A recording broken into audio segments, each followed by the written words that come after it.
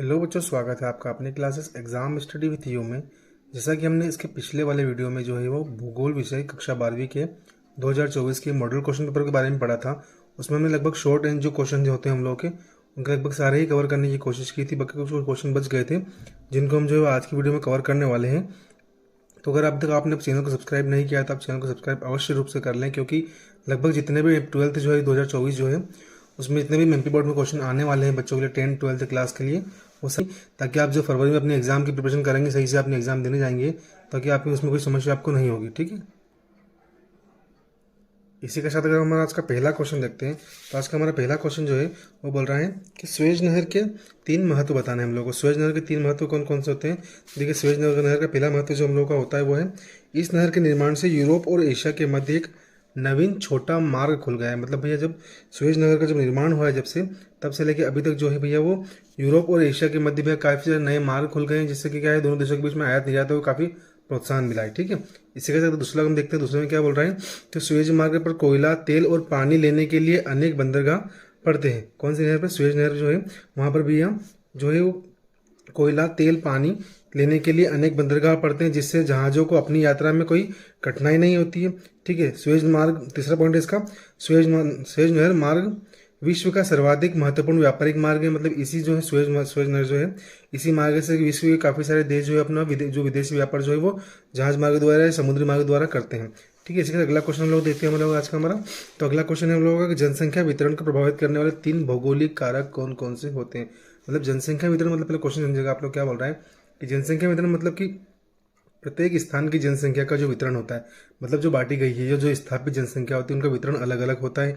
ठीक है, इसके साथ हम पहला पॉइंट देखते हैं। इसका तो पहला है कि जल की उपलब्धता।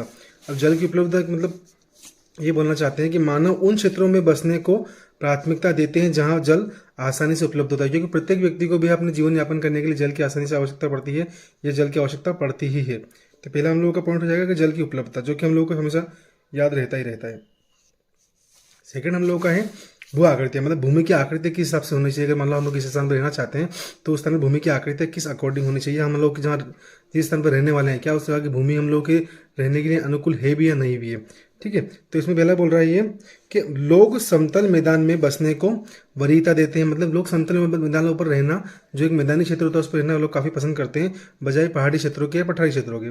ठीक है, क्योंकि ऐसे क्षेत्र फसलों के उत्पादन, सड़कों का निर्माण और उद्योगों के लिए अनुकूल होते हैं। मतलब व्यक्ति जो व्यवसाय चाहे वो व्यवसाय वहाँ पर आसानी से अपना कर सकता है। बोल रहा है जलवायु, मानव उन्हीं भागों में रहना पसंद करता है जहाँ की जलवायु उसके स्वास्थ्य तथा व्यवसाय के लिए अनुकूल होती है। स्वास्थ्य, ठीक है। इसे अगला क्वेश्चन देखते हैं हम लोग का। अगला क्वेश्चन है जनसंख्या नियंत्रण नियंत्रण के कोई 3 उपाय हम लोगों को बताने हैं। तो परिवार नियोजन का कोई कार्य बच्चों के जन्म को रोकना अथवा उसमें अंतराल रखना है। परिवार नियोजन सुविधाएं जनसंख्या की वृद्धि को सीमित करने में महिलाओं के स्वास्थ्य को अच्छा बनाने की प्रमुख भूमिका का निर्वहन करती है।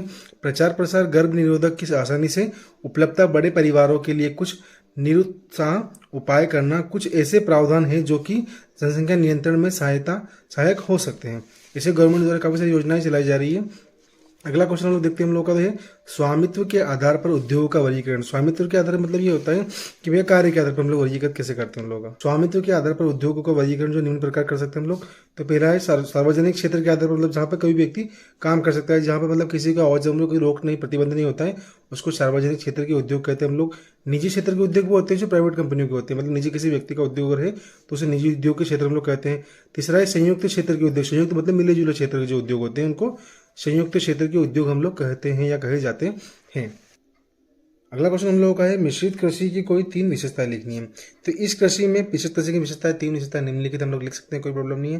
पहला बोल रहा है इस कृषि में खेतों का आकार मध्यम होता है, मतलब मीडियम साइज का होता है, ना कि ज्यादा बड़ा और ना कि ज्यादा छोटा होता है। चारों की फसल मिश्रित कृषि में मुख्य घटक है, मतलब मेन जिसकी जो घटक फसल जो होती है वो चारों की फसल की जाती है। तीसरा इसमें बोई जाने वाली प्रमुख फसलें हैं गेहूं, जौ, राई, जई, मक्का, चारे की फसल एवं कंद मूल प्रमुख फसल है। इसी के साथ हम अगले क्वेश्चन करके बढ़ते हैं हम लोग का। तो हमारा अगला क्वेश्चन है भारत में कृषि की कोई 4 समस्याओं का वर्णन कीजिए। मतलब भारत की कृषि में कौन सी 4 समस्या जो है वो हमेशा उत्पन्न होती है, इसके हम लोग देखते हैं। उत्तर बोल रहा है भारत की अधिकतर कृषि समस्या प्रादेशिक है। प्रादेशिक मतलब ये होता है कि प्रदेशों के आधार पर। ठीक है, भारतीय कृषि की मुख्य समस्या निम्न है। पहला बोल रहा है अनियमित मानसून पर निर्भरता। मतलब भारत की जो कृषि होती है उसको हम पहले ही बोलते हैं, लगभग 7th-8th क्लास से कहा जाता है या बुक में, साइंस की बुक में, सोशल की बुक में कहा जाता है कि कृषि जो मानसून पर निर्भर कृषि, इसे मानसूनी कृषि भी कहते हैं। भारतीय कृषि को मानसून कृषि भी कहा जाता है। उत्पादकता मतलब है निम्न उत्पादकता होती है हम लोग यहाँ। उत्पादन क्षमता जो होती है वो अधिक न होकर बिल्कुल मतलब एक एवरेज उत्पादन को बोल सकते हैं, मतलब वो होता है हम लोग भारत में। ठीक है, तीसरा बोल रहा है भूमि सुधार में कमी। मतलब इतनी एडवांस टेक्नोलॉजी नहीं होने के कारण हम लोग भूमि सुधार की जो है वो कमी आ रही है। मतलब कुछ न कुछ समस्या हम लोग को हमेशा उत्पन्न हो जाती है, हमें कुछ न कुछ समस्याओं का हम लोग को सामना करना पड़ता है। चौथा है वाणिज्यीकरण का अभाव। ठीक है, अगला क्वेश्चन हम लोग देखते हैं। अगला क्वेश्चन हम लोग का बोल रहा है कि शुष्क कृषि तथा आर्द्र कृषि में कोई 4 अंतर लिखिए। तो शुष्क कृषि एक साइड लिखी है हम लोगों ने और आर्द्र कृषि हम लोगों ने एक तरफ लिख लिया है। तो शुष्क कृषि का हम लोग पहला पॉइंट अगर देखते हैं, शुष्क कृषि में कह रहा है वो कि शुष्क कृषि की फसल के लिए सिंचाई की कम आवश्यकता पड़ती है। मतलब भैया यहाँ पे पानी की आवश्यकता कम पड़ती है। ठीक है, यदि कृषि और आर्द्र कृषि की बात करें, यदि कृषि फसल को अत्यधिक सिंचाई आवश्यकता होती है। मतलब आर्द्र कृषि जो होती है उसको जो है वो सिंचाई की अत्यधिक आवश्यकता पड़ती है। इसी के साथ अगर हम दूसरा पॉइंट देखते हैं इसका, तो ये सिंचाई कृषि में, शुष्क कृषि में बोल रहे हैं कि वर्षा की मात्रा 50 सेंटीमीटर से 75 सेंटीमीटर के बीच होती है। किसमें? शुष्क कृषि में। जबकि आर्द्र कृषि में बात करते हैं तो यहाँ वर्षा की मात्रा 150 सेंटीमीटर से तक होती है, उसके आसपास तक होती है। ठीक है, तीसरा पॉइंट बोल रहा है कि शुष्क कृषि वाले क्षेत्रों में वर्षा की मात्रा कम होती है। आर्द्र ठीक है, आर्द्र कृषि में देखते हैं तो केरल, पश्चिम बंगाल और असम आदि राज्यों में आर्द्र कृषि की जाती है। मतलब किन किन राज्यों में आर्द्र कृषि की जाती है, तो कृषि की जाती है। चौथा पॉइंट देखते हैं हम लोग इसका। हम लोग का चौथा पॉइंट बोल रहे हैं कि राजस्थान, गुजरात, महाराष्ट्र आदि में शुष्क कृषि की जाती है। कृषि जो है वो उन क्षेत्रों में की जाती है जहाँ पर्याप्त वर्षा होती है। मतलब जहाँ वर्षा जल जो है पर्याप्त मात्रा में होता है वहीं आर्द्र कृषि की जाती है। इसी प्रकार के इंपॉर्टेंट क्लासेस के लिए, इंपॉर्टेंट क्वेश्चन के लिए आप जो है चैनल से जुड़े रहें, चैनल को सब्सक्राइब जरूर करें, चैनल की लिंक को शेयर अवश्य रूप से करें।